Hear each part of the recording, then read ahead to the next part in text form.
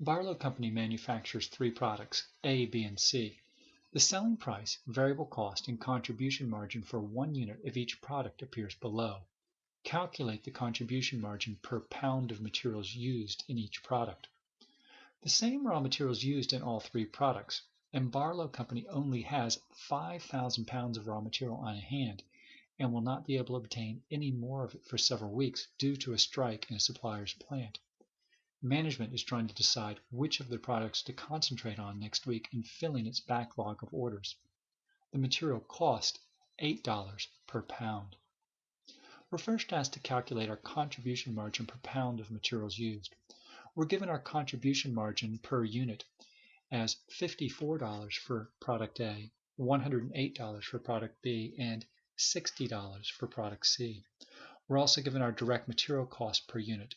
That's $24 for product A, $72 for product B, and $32 for product C. We can calculate the pounds required for each unit of product by taking our direct material cost per unit, which for product A is $24, and dividing it by our cost per pound of $8.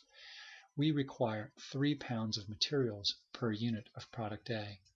For product B, we take the $72 per unit direct material cost and divide it by $8 per pound and get 9 pounds required per unit. For product C, our requirement is 4 pounds per unit. That's the $32 in direct material cost divided by $8 per pound. Next, we can calculate the contribution margin per pound of materials used.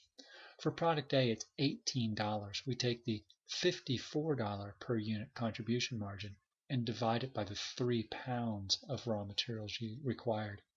For product B, the contribution margin per unit is $12, which is the $108 contribution margin per unit divided by 9 pounds. For product C, our contribution margin per pound of materials used is $15. That's the $60 contribution margin per unit divided by 4 pounds.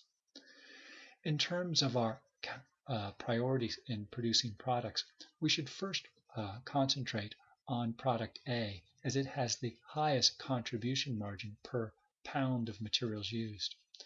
For product A, we have a contribution margin of $18 per pound, and we have 5,000 pounds available. So if we produce product A, we can generate a contribution margin of $90,000. This is compared to product C, which has a contribution margin of $15 per pound. And if we used all 5,000 pounds, we would only generate a contribution margin of $75,000.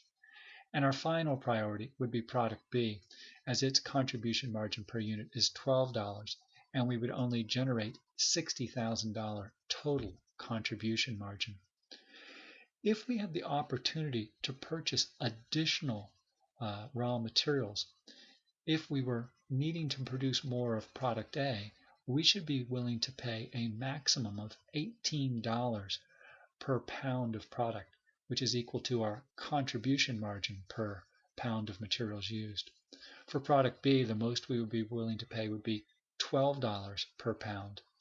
And if we were producing product C, we would at most be willing to pay $15 per pound.